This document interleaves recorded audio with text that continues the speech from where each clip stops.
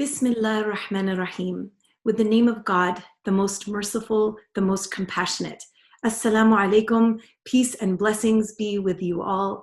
I am so happy to be back this week for the second session in the Cambridge Muslim College's Ramadan program entitled Arts, Culture, and History, Lessons from Our Islamic Heritage. For those just joining this week, in these Saturday evening sessions, we are reflecting on our present by exploring our past and the numerous cultural, intellectual, and artistic worlds that comprise the varied and dynamic spaces of Islamic history. Last week, we took a glimpse into the vibrant textual world of Morisco communities in 16th century Spain and obtained a sense of the hopeful resilience we encounter in their works. This week, we continue our examination of writing and producing texts in Islamic cultures by exploring the incredibly rich history of calligraphy in Islam. So tonight, we're fortunate to be joined by Dr. Bilal Badat, who is a researcher and lecturer at the University of Tübingen, to discuss the history of calligraphy and craft in Islamic history.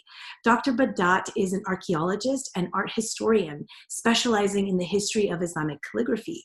Bilal completed his master's in Islamic art and archaeology at the University of Oxford and wrote his doctorate on the concept of pedagogy and style in Ottoman calligraphy at the Prince's School of Traditional Arts.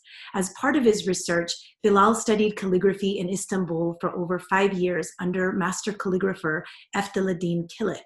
Bilal recently completed a visiting lectureship at St. Andrews University and teaches early and medieval Islamic art and architecture, Ottoman art and architecture, and Islamic calligraphy at the Center for Islamic Theology at the University of Tübingen.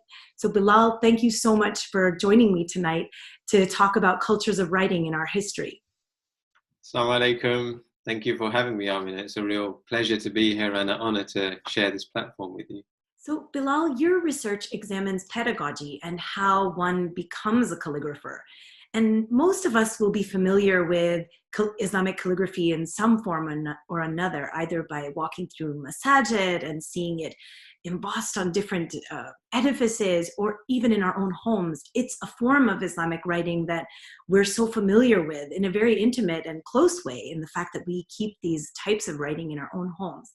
But perhaps one way we can avail ourselves of your expertise this evening is by thinking about the process of how one becomes a calligrapher and using that as our entry point into understanding this incredibly unique form of writing in Islamic history. So maybe you can tell us a little bit first about how does one become a calligrapher and what is that process? Sure. I think it's a great question to begin with, because I think by understanding how one becomes a calligrapher, it can really help us to understand what calligraphy is. And so perhaps I can very briefly walk you through how one became a calligrapher in the Ottoman period, which is the period that I'm specializing in. So we're going to look at the Ottoman period, but certainly it draws on kind of pre-Ottoman influences. So the first step in becoming a calligrapher is to approach an existing master. And for the student, this is actually the most important step in, maybe in the rest of his career, because once you choose a master in calligraphy, you can never go to another master until your master dies, or until you get express permission from your master to study under someone else. So this is a very, very important decision for the student. And also for the master is able to say yes or no. I mean, perhaps we can speak later about the importance of character formation and the morality and the ethics of this particular practice. But the master can say no if he doesn't feel that he will be he doesn't feel the student will be a good match for him. So once the master agrees and the student agrees, then they begin on this process of learning. So the first thing the master does is he prepares the materials for the students, and then he sits down and then he writes out a model line of calligraphy in front of his student. And this line of calligraphy is known as the Rabbi Yasir, which is this top line of calligraphy that we can see here. So it says, Rabbi Yasiri wa la tu'assir, Rabbi tammim bil khair, which means, O Lord, make it easy, do not make it difficult. O Lord, may it end in goodness. And then the student is meant to watch very carefully as the master writes this model line of calligraphy out. He's meant to look at how he controls the ink, the way he constructs all the individual letters. And then the master will append to these letters a series of auxiliary aids, basically. So we can see here that these letters are based on a very specific unit of construction, which is called the nokta. So this dot that we find beneath the letter ba, we can see this dot over here. So for example, these dots are telling you that the width of the head of the ain should be 3 noktas, right? So here we have another letter, which is the letter ya, and we can see that there's a very specific size and dimension for all the individual letter units. So the master is basically showing the student that this calligraphy is not based on my own subjective kind of and aesthetic preferences. It's based on a very strict proportional system, which has been passed down through the generations through this particular pedagogical technique. So the master writes this model line of calligraphy, and then he tells the student, okay, go away, you need to go for a week and practice writing this model line, practice imitating my writing, and bring it to me the following week. So the student goes away, and then he does some practice sheet, something which will look quite similar to this. This is called the karalama. And then he brings the sort of finished work to the master the following week, and then the master administers some corrections. So here we can see, for example, this is the Rabbi Yasir, and we can see that the master has administered some corrections in red ink below the letters. And so just to give you a kind of flavor of how these corrections work and how detailed they are, we can see on the left the master's original example, in the middle is the first attempt, and we can see that if I just use this mouse to show you, we can see that the angle of the left side of the head of the ain is slightly too acute in my example. So then he rewrites the example, and he shows that actually you need to do it according to this angle. And the same principle applies for this letter unit over here. We can see that the requisite depth, is 1 nokta, mine is 1.5, and so he rewrites it and then shows you this is the way that it should be. So typically, you're told to repeat the lesson, as I was many, many times, and as many students were from the past. And we can see just some examples of the corrections administered to the students' work in the past, in the Ottoman period. Here we can see the students writing, and then the master is doing the corrections below. Here we can see another example. Again, the master's corrections are administered below. So the student will have to work on the Rabbi Yasir. Typically in the Ottoman period, you would have to work on the Rabbi Yasir for any space of time between 1 year or 3 years. So if you imagine the student is visiting the master once a week for a year, that means that he would have written the Rabbi Yasir about 52 times, right? And then it would be correction and correction and repetition and correction. And this is the basic method of teaching in calligraphy. It's a cycle of correction and repetition and criticism. So once the student is sort of fortunate to pass this stage, then he moves on to the individual letter units, or the huruf. So this is the alif to the fa, and then he goes from the fa to the ya, and then once he goes through the same sort of system of correction and repetition, and then he moves on to double letter units. So this is the murakkabat stage, which is the sa to alif, sa to ba, and then he has to go through the entire alphabet like this. And again, he has to go through the same kind of repetition and practice. And then finally, he gets to move on to sentences after many years. So here we can see the master has written out Tammatul Huruf bi'awnillah. And again, the student has to then do the same thing. He has to really take into consideration the construction of the dimensions and the constructional units that were involved in writing sentences. And then finally, after many, many years of corrections and visiting his master, he's granted his ijazah. So the ijazah is a license which allows him to then teach this knowledge of calligraphy to his own students. And then finally, for the first time in his career, he's allowed to sign his own name beneath his works. So here we can see an ijazah, and we can see that it's actually signed by 2 master calligraphers, and they're basically conferring mastery upon the student. And here we have a photo of an ijazah ceremony from the late Ottoman period. But just because the student has the ijazah, it doesn't mean that he should stop continuing from visiting his master. That kind of relationship really continues until the master passes away. So Bilal, you brought up so many interesting dynamics here. One is the teacher and student one. And the second one is this what looks to be an incredibly sophisticated system of lettering. And then the third one is this ongoing relationship of craftspeople to each other too. So I'm wondering if we can explore these individually a little bit more in detail. Maybe we can start with this system of lettering, this system that you've described a few slides back, maybe the Bismillah, if you can just show that again, or it's fine actually, we can just talk about it. This system of nukta, where did this come from, and what are the origins of that, and how did it develop? So the nokta system was applied to calligraphy in the 11th and the 10th century. So when we speak about calligraphy, by the end of the student's apprenticeship, he has the idea that calligraphy is this kind of incredibly beautiful writing, which is based on very objective rules, right? That he now has mastery over. And up until this point, he has to follow these rules. But once he becomes a master, he can then develop his own stylistic proclivities. But essentially, he will have an understanding that this is what calligraphy is, right? It's something which has been passed down from generation to generation and now to me. So when we look at the first Qur'ans, this is the famous Birmingham Qur'an, which is kind of dated to the kind of mid 7th century.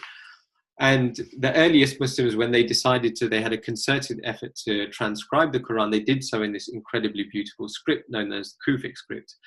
And this was because they had to develop a style of writing that was worthy of glorifying the words of God in the Quran. Right? Of course, Kufic writing existed before the birth of Islam, but with the coming of Islam, with the importance that was given to scripture and to revelation, they developed this incredible style of writing, and we can see another example over here. So this style of writing is actually quite difficult to read for someone who has not memorized the Quran. Now, in all likelihood, these kinds of Qurans, which we can see, they don't have the harakat and they're quite difficult to follow for the non-specialist. Probably they were held open in front of the huffaz, who would then flick through these Qurans, and they would just be kind of a prompt for the hafiz or the memorizer of the Quran as he's reading. But then as Islam spread, all the way from North Africa to China, they really needed to develop a style of writing that was a lot more accessible and a lot more readable. I mean, there's some varying theories behind this, but we can see that these two scripts are a lot more clearer, and they're a lot more similar to what we're used to in the modern day. Now, these scripts are actually based on this proportional system. So this kind of proportional system based on the nokta, based on this kind of geometry, was developed by Ibn Muqla in the 10th century, and then later it was developed by his student Ibn al-Bawwab. And then it was passed down from master to student over the generations. Here we can actually see a silsila. It was passed down from generation to generation. And then there was a late Abbasid calligrapher called Yaqut al-Mustatsimi, who then took the styles of writing developed by Ibn Muqla and Ibn al-Bawwab, and then he took it to the next level. So by the time we get to the Ottoman period, Sultan Bayezid II says to the court calligrapher Shaykh Hamdullah, he says, why don't we develop a style of writing that is unique to the Ottomans? And so he gives the court calligrapher Shaykh Hamdullah all of the writings of Yaqut al-Mustatsimi, and Shaykh Hamdullah was a Khalvati Sufi, and so he went into Khalwa, he went into isolation with all these manuscripts, and then he, as some of the chronicles describe, nothing happened. He stayed in there for 40 days and nothing happened. And then he decided to stay for another 40 days, and then it said that Khidr alayhi salam comes and he holds Shaykh Hamdullah's hand, and then he comes out of the Khalwa with this incredible new style of writing, which is unique to the Ottomans. And he's, considered to be the founder of what is known as Ottoman calligraphy. Here we can see an example of his writing. And all of the subsequent calligraphers from the Ottoman period, when they developed a new style, they developed something which was based on his prototype. So they developed something new, they added some new innovations, but the basic structure, the basic proportional units, the dimensions, all of these things derive from Shaykh Hamdullah. And as we believe this style of writing comes from Khidr alayhi salam. That's such a fascinating story. So there's a deeply devotional origin story here. It's not just this developed and people took it forward and it kind of grew and grew, but there's these moments of hugely significant devotional moments within the calligraphic tale, it sounds like.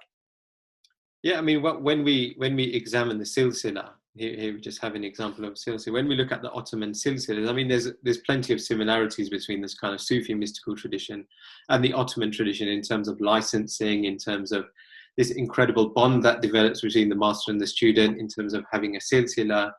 The same vocabulary is used oftentimes where the master, where you have the idea of the master and the murshid. The style of the master is called his tariqah. When you follow your master, you're following the tariqah of the master. But when we look at the Ottoman silsilas, typically they begin with a prophet, right? So they begin with the Prophet Idris as the first inventor of calligraphy, or the Prophet Adam alayhi salam is the first one who developed writing. And any time that let's say oftentimes that a new style of writing emerges, typically it has some kind of spiritual source. So the last great inventor of a new style of writing, his name is Mehmet Shevki Effendi, and most calligraphers in the contemporary period follow the style of Mehmet Shevki Effendi. He says that he learned his style of writing from dreams, and he learned it from the Prophet Muhammad, from the Prophet Muhammad himself. Right? He says, I learned the secrets of writing from the Prophet Muhammad. And so there is this kind of incredible silsila which is punctuated by moments of incredible spirituality and kind of dreams and ru'yas and miracles, and this is really infused into the lineage of Ottoman calligraphers. And this is why it's very important to safeguard this knowledge, and this is why the ijazat system is so important to calligraphy. Can you talk to us a little bit more about that? Can you tell us a little more about this dynamic between the teacher and student? This is so fascinating that it mirrors the kind of pattern that we see in other areas of Islamic history, in Tasawwuf, as you mentioned, but in the ijazat system in general. Yeah, just talk to us about this master and student relationship. This is so fascinating. Yeah, I think there's a number of things that define this incredible relationship between the two. I mean, the first one, as we spoke about, is fidelity. So the student is kind of bound to his master, and vice versa. The master has responsibilities, in terms of looking after his students. And actually, when we look at some of the graveyards, some of the Ottoman graveyards where calligraphers are buried, we see that masters are buried next to their students. Right? Over subsequent generations, we can see that. And it's really interesting that a student would choose to be buried next to his own master rather than his own family, or rather than his own Sufi sheikh. They often had Sufi sheikhs, but they would choose their calligraphy master. So there is this kind of incredible bond which is, mediated by the fact that there's a transmission of Quranic knowledge. We have to remember that first and foremost, calligraphy is a servant to the Qur'an. Right? This is the priority of the calligrapher. Every calligrapher has the goal of writing at least one mushaf during his lifetime. So, when I asked my own teacher, why do you think this sort of incredible bond develops? And he says it's because of this transmission of Quranic knowledge, right? That goes from the master to the student. The master is also responsible for the formation of character. It's like a very important part of calligraphy too. I mean, the second kind of defining feature, I think, is respect. So the student should always respect the master. He should always serve the master. He should never say any bad words against his master either. You should not even try to have any bad thoughts in his heart. And I would say that the third aspect is this really incredible spiritual connection that develops between the two individuals. There are, a number of stories that we have from the Ottoman period where students would be rewarded for their fidelity to their masters by having the master's spiritual influence impact their work. So just to give you one example, that one of the greatest masters of the Ottoman period was a 19th century calligrapher, late 19th century calligrapher known as Sami Effendi. If anyone goes to Istanbul, you will see his works, in most of the major mosques and in public areas. And Sami Effendi was very loyal to his master. Right? Now, even though his master was not one of the greatest calligraphers of the Ottoman period, and Sami Effendi had a classmate, and Sami Effendi's classmate went to another master, right? But Sami Effendi remained with his own teacher. Now, this other master, his name was Ismail Hakkı. Ismail Hakkı would always say to Sami Effendi, why don't you come and study with me? I can take you to the next level. But Sami Effendi never really responded to those invitations. And then when Sami Effendi's master actually passed away, on that day, Sami Effendi went to Ismail Hakkı and he said, now I can begin my lessons with you. And Sami Effendi, and Ismail Haq said, why did you not come to me earlier? And he said, if I did that, then it would have been a disrespect to my master. And later, Sami Effendi would say, my classmate who left his own teacher, later he became destitute, he became quite poor. And he said, the reason is because he left his master. And he said, the reason why I have become, why my work has become so valued is because my deceased master continues to bless my work. Every calligrapher kind of dreams of having the dua of their teacher. It's another standard thing we find in the literature, where calligraphers are only successful because they earn the dua of their master, and the master's dua comes from this kind of fidelity and this respect. So calligraphers today and calligraphers in the past, they really believe that this is a genuine thing, right? That the master really has the power to influence the student's future, and this really guides the way that the student behaves to his master. And the ethics in general, I think, is a very important part of the calligraphic tradition. Bilal, this idea of ethics is so fascinating. What sort of ethical rules did these calligraphers have to follow, or were incumbent upon them? I mean, there are some texts from the Ottoman period. One of them is Mustakimzade's Tuhfe-i Hattatin, which is this 18th century biographical compendium of calligraphers. And in this text, he actually gives some of the guidelines for calligraphers, and this can give us a kind of idea of what is expected of a calligrapher. And also it's important to remember the reason why there are kind of these ethical rules in calligraphy is because calligraphy is not just considered to be an art form. It's not just this thing where you create beautiful things and you put them on the wall. This idea is very foreign to the Ottoman calligraphic tradition, and calligraphy was considered to be an ilm, right? It was considered to be a form of ilm. Mustakimzadeh actually argues in the text that because the first verse that was revealed to mankind, has this idea of allama bil qalam, and because calligraphers are dedicated to sort of ensuring the subsistence of the Qur'an by writing it out and writing hadith and other pious phrases and texts, they should be elevated to the rank of the ulama. So because of this, there are a number of things, the number of comportments that are incumbent upon the calligrapher. And one of them, for example, is that the calligrapher has to follow the Qur'an, he has to follow the Sunnah, he has to have good grammar. One of the really interesting things in this passage is that he should not be in extreme. So he should not be extreme in his faith, right? He should not be extreme as an ascetic, and he should not be an extreme literalist, right? Or too radical in his faith. And another interesting thing that he relates is that calligraphers should write things. The calligraphers are able to revive old sayings of great religious dignitaries like Ali ibn Abi Talib by making them relevant to the people that are around them, right? So they should write particular phrases, they should look at their social context and see what needs to be improved in that social context, and they should choose specific verses that are relevant to those contexts. So when we think about this, the calligraphy in that context has a role which is very similar to a classical religious scholar. There's a great treatise on Ottoman calligraphy from the 16th century. It's written by someone called Hafizadeh, and he says in the treatise, Veli ilmi huner dünyada çoktur, bu ilmi hat gibi zibası yoktur. Cemii ilm içinde bu hünerdir. İçinde bu hünerdir.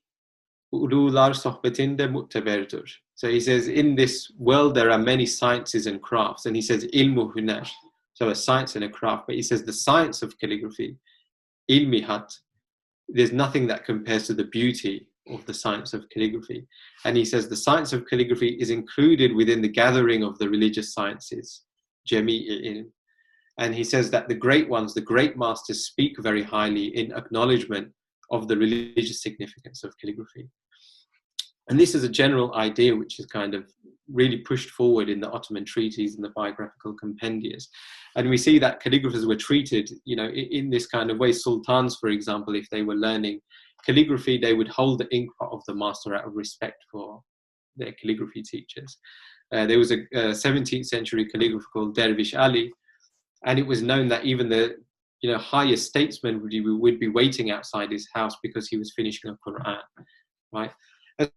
So there are sort of plenty of anecdotes and examples which testify to the elevated status of calligraphers in Ottoman society, and that's because they were masters of this, science of calligraphy, which is designated as ilm and ma'rifah. So this idea of a tortured artist, painfully exhibiting the society's ailments, that doesn't seem to be quite what we're talking about in this historical context, is it, at all, really? No, I think there's a really conscious acknowledgement that you're just a vehicle, you're just an empty vessel, and your responsibility primarily is to take this tradition that has been handed down from your calligraphic ancestors and to hand it on to the next generation in a clean state, and to also produce works that can bring people closer to God. This is another stipulation, for example, in the Tuhfa Hattatin, or the gifts of the calligraphers, which is you should not waste your time with writing about negative things, or you should not waste your time writing about things which are not going to bring people closer to God, right? So this idea of the calligrapher as an artist, perhaps artist is a relevant translation, but perhaps it's not the best translation that we can think of. So Bilal, we've talked a lot about the teacher and student dynamic, and I'm also really curious about the calligrapher's dynamic with their tools. And I've seen from you, just in attending your calligraphy classes here, that the pen is this incredibly important tool. Can you tell us a little bit about the pen in Islamic calligraphy, and how it came about, what it is, first of all, and how it's sort of used in calligraphy as well? Yeah, I mean, the pen is typically it's made of reed or bamboo. But the reason why the pen is, there's a lot of literature surrounding the pen, and, there's, for example, Quranic references to the pen. God swears by the pen in Surah 68, in the verse 1, Nun wal qalami wa ma yasturun. And of course, in the first verses that are revealed to the Prophet Muhammad sallallahu alaihi wasallam, we've got, allama bil qalam. And so these verses are taken as proof by calligraphers of the sanctity of the pen. Right. So the pen is used to spread knowledge, and in Mustafa Ali, who's this great Ottoman bureaucrat and scholar from the 16th century, he has this kind of syllogism in his text on calligraphy, the Menaqibi Hunar Varan, or the epic deeds of artists, where he says that it would be impossible to have revelation without the pen. Right. So it would be impossible for us to have any idea of ethics without the pen. And therefore, prophets and messengers would not have been able to spread their message without the use of the pen. And therefore, the pen is essential to commanding what is right and wrong. Therefore, calligraphers and scribes are the most sort of respected of people, because they are the ones that are using the pen on a daily basis. So calligraphers have the idea that their kind of honor, their sharaf, comes from the pen. And the pen has this kind of holy status as being responsible for disseminating revelation and the words of God. And so there are plenty of rituals that we find, surrounding the pen. Nowadays, we're quite lax with the tools that we have, right? I mean, people don't really have a pen anymore, and we kind of tend to buy a pen and throw it away when it stops working. But in the Ottoman period and in the periods preceding that, the story was very different. So there's one of the things, maybe I can load up an image here. So here we have one of the things that happens when you cut. Maybe I can just show you. This is what a pen looks like when it hasn't been cut. That's what a pen looks like afterwards. So one of the things that happens when you cut the pen is that these little shavings come off. Looks like this. We can see a picture over here. So even the pen shavings were considered to have some kind of barakah, some kind of value. And so calligraphers are actually forbidden from, traditionally forbidden from throwing these pieces away. And this is something that goes all the way back to the 7th century. It goes all the way back to the early Muslims. There's a kind of saying that's attributed to Sayyidina Ali ibn Abi Talib, where he has this kind of really intimate moment where he's reflecting on why he's been afflicted with a certain amount of sorrows. And I think this is a time of fitna in the early Muslim community. And he says,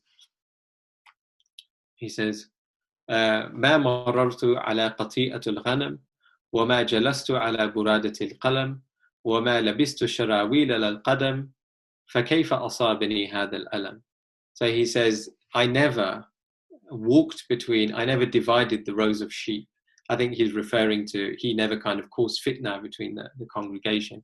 And he says, I never, وَمَا جَلَسْتُ عَلَى بُرَادَةُ الْقَلَمِ, I never sat on the pen shavings, right? And he says, I never put my sharawil, I never put my trousers while standing. So how am I afflicted with so many sorrows? So clearly, even in this early period, there's this kind of correlation between these things and having some kind of sorrow. That if you disrespect the pen, it might have a negative impact on your life. And he's saying, I never did this, right? So why am I being afflicted with these trials and tribulations? And then we see, for example, that in the Ottoman period, Mustaqim Zadeh, who I mentioned earlier, he also says, Delili izzeti erbaba hatta kafidur ki hurda-i kalemi ziri paya dökmezler. So he says, proof of the honor, the sharaf, the izzat of the calligrapher and the masters is that they do not throw these pen shavings on the floor. And so instead, what people did is they collected these individual pieces, and then when they died, they were used as fuel to heat the water that would be used to clean their bodies, right? And when we look at Ibn Khallikan's Wafayat, for example, this 13th century compendia of biographical of religious dignitaries and muhaddith and Islamic scholars, he mentions in his entry on Abul Faraj ibn al-Jawzi, he says that he instructed that the pen shavings of the pens that he used to write hadiths should be collected and then gathered and then used as fuel to heat the water to wash his body when he dies. So this seems to be something that is really prevalent all throughout the Ottoman period. And again, we see the same kind of practice in. So nowadays, when we cut these pieces, we keep them, because according to these kind of treaties, we're told that if we disrespect these pieces by throwing them away or stepping on them, then it can lead to certain things like misery, sorrow, even bankruptcy. In one treatise I read can be a consequence of this. Bilal, I've also read somewhere about pen burials. Can you tell us a little bit about that? What is it? Yeah, pen burial is, I mean, I guess it sounds a little bit morbid to someone outside of the tradition, but pen burial is basically where you take a new pen and you bury it in the grave of an Ottoman master calligrapher. And then you hope that his kind of barakah, because you believe that these people are saintly figures, his barakah actually gets absorbed into the pen. Maybe I can show an image of pen burial, which I took on a recent visit to the graveyard. Here we can see, actually, this is a graveyard of Shaykh Hamdullah, this founder of the Ottoman calligraphic tradition. This is in the Karaca Ahmet cemetery in Istanbul, and we can actually see pens are buried in his grave to this day. And in Mustaqim Zadeh, this author, he actually gives some instructions on how to do this pen burial. So he says, for example, you should take this new pen, you should take 2 pens, wrap them up in a sheet of paper, and then you should do praise and blessings, and then you bury them at a depth of about 2 fingers deep into the grave of the master calligrapher. And then he says that you should kind of come back a week later and then again do some kind of prayers. And then he says every text that you write, he said you should do the first line with that pen, and then the rest of the piece can be done with other pens, and that way you can save that pen. But it means that the barakah of the deceased master is really infused into all of the writing that you do. Now, it's really interesting to think about these practices, because again, nowadays when we have pieces of calligraphy, we just see this object. We can say, okay, this is an object, it has an aesthetic value, a decorative value, but we don't really understand the inherent barakah that is within this object. We don't understand the processes that these Ottoman calligraphers went through in order to create this particular object, right?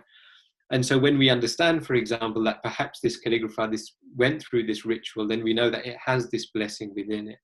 And this is why these objects, when we look at some of the collection practices and how these objects were kept and how they were patronized, we see that these things are very much part of that tradition. And so we should not, again, when we're talking about calligraphy as artists, it fails to capture all of these kinds of rituals and important roles that calligraphers played in Ottoman society and the connections that they had with tradition.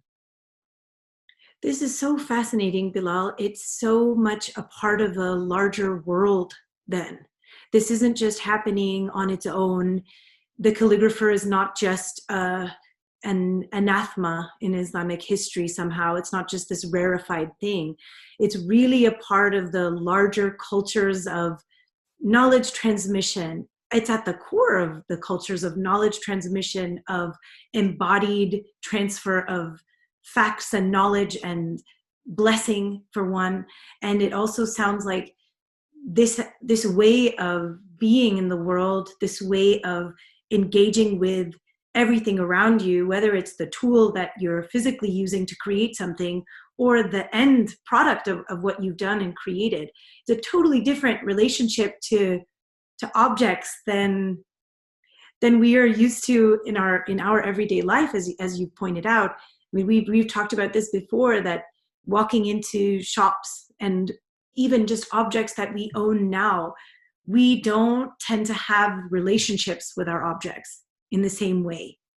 And so can you tell us a little bit about the kind of larger culture of craft in Islamic history? And I know that that's a huge question, so take it from whatever angle you know best, i.e. this calligraphy one. That what is what would you say are the defining features, or not even defining, just elements and aspects of this larger culture of craft in Islamic history? I think the way that you introduced that question is a very good kind of encapsulation of the idea of Islamic craft, which is essentially, it's about meaning. Right? It's about the meaning of, it's not just about the end product, but the process that goes into making these kinds of objects. One of the reasons why crafts are always encouraged in Islamic society, when we look at the madrasa curriculums, for example, calligraphy is always a part of them in the Ottoman period, because it's not just about making objects which can bring people closer to God, but you're going under a particular training in order to make this object, which encourages things like having patience, having servitude towards the master, removing your ego, having dedication, and also, you're attributing meaning to the tools that you use, right?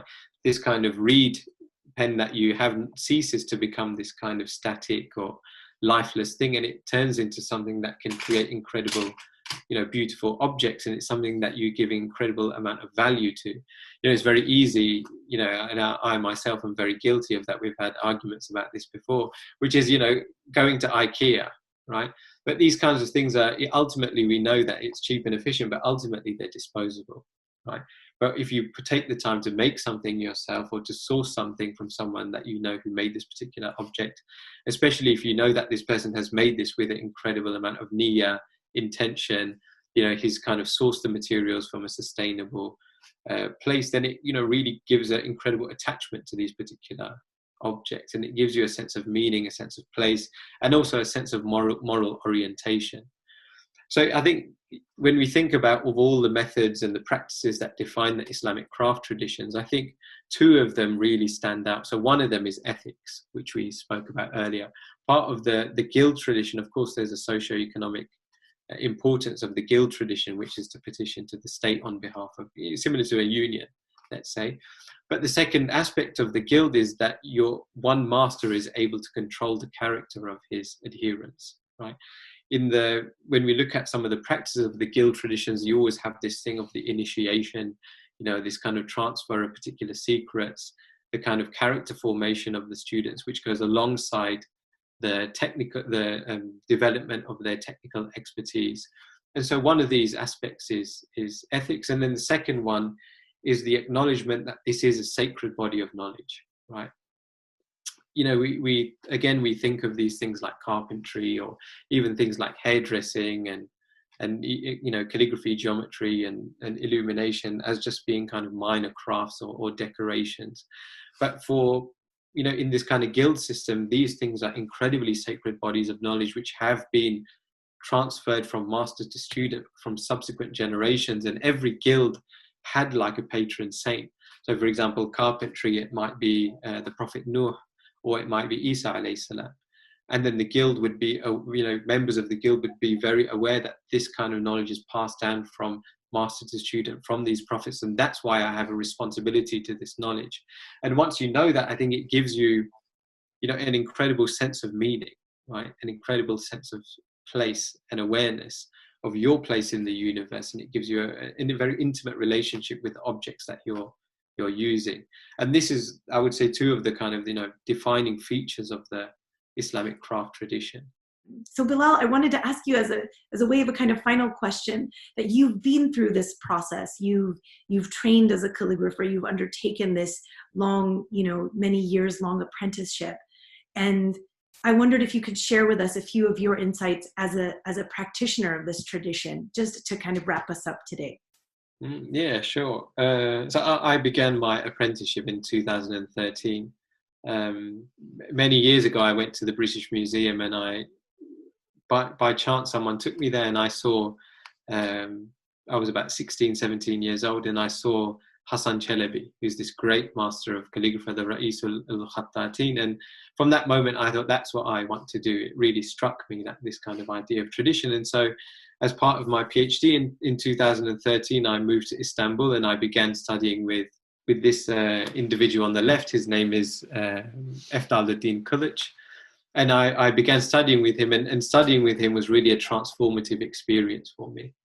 I think I learned so much, not just from his skill and his style of writing, but in terms of his character, what it means to be a good calligrapher, what it means to be a good Muslim, what it means to be a good master. I always think about now that I took my ijazah a few years ago in Ramadan, actually, I think 2 years ago. And whenever I struggle as a teacher, I always think about the example that he set. And he always had patience. He always had time for his students. He always had an incredible sense of humor. And I think I really try to bring his, as much as I can, I try to learn from him and bring the lessons that he taught to me to my own students. And one of the things I often think about is, how do we teach this tradition in like a European context? In Turkey, it's quite easy, I guess, because you're surrounded by calligraphy everywhere. But how do we kind of hold on to something like calligraphy in our current context? And I think in a way we have to work even harder. I think it's very difficult for me, to juggle, family life and work life and also stay dedicated to a craft. But I think one thing that I try to do is to try to do at least 1 hour every day. And I know that if I just sit down at my desk, I would feel stupid if I didn't do something, right? Because now I've already sat down, right? I'm too lazy to get back up again. So I might as well do some work whilst I'm here. So now that's what I kind of dedicate my time to, which is continuing with my craft and working on commissions. And as much as I can, I try to see Efdaluddin Hoca. Like I said, this just because you graduate as a calligrapher, it doesn't mean that you can stop learning. So as much as I can, 4 or 5 times a year, I try to go to see Efdaluddin Hoca and show him my latest works. And he always has very constructive criticism for me, and he sort of administers his corrections. And I noticed when I was in Turkey that Efdaluddin Hoca also goes to see his teacher every week. And his teacher is quite a senior gentleman. I think he's in his 80s now. And so that kind of silsila is still there, because Efdaluddin Hoca is learning from Hassan Hoca, he's learning new things, and then the new things that he learned gets passed on to me, and then the new things that I'm learning get passed on to my students. It was a very lovely thing to have invited him to Tübingen, actually, because it was great to introduce him to some of my own apprentices and to have that kind of silsila there. And for me anyway, it's been a great journey, because it's made me feel like I'm part of something, part of a tradition. I know that I'm never going to be one of the great masters, but for me it's enough to just be just a vehicle for this incredible tradition. And if I can hand it on to the next generation in a clean slate, then I would be I would die a very happy man. Inshallah, that will be so and more for you. Bilal, thank you ever so much for giving us this fascinating story within Islamic history of how people committed themselves to making things, and making things well on one level, and on another level showing us the connection they valued between outcome and process, and their very lived attempt to emulate the prophetic virtue of ihsan, or doing things beautifully, and how this has been at the a sort of core informing principle of human experiences at all levels of Islamic history. And finally, I'm especially grateful to you for getting us to think about education in Islamic history very differently beyond the narrow confines of formal institutions of learning, and telling us a story of a lived, embodied knowledge transmission in the arts and everyday making of objects and how we connect to those objects. So thank you so much, Bilal, for this really informative session. Thank you for having me. It's a pleasure to be here. Thank you. Next week, we'll continue our conversation of Muslim cultures of making with poet and songwriter Dawood Warnsby. So until next Saturday, I thank you all very much for tuning in. Assalamu alaikum wa rahmatullahi wa barakatuh.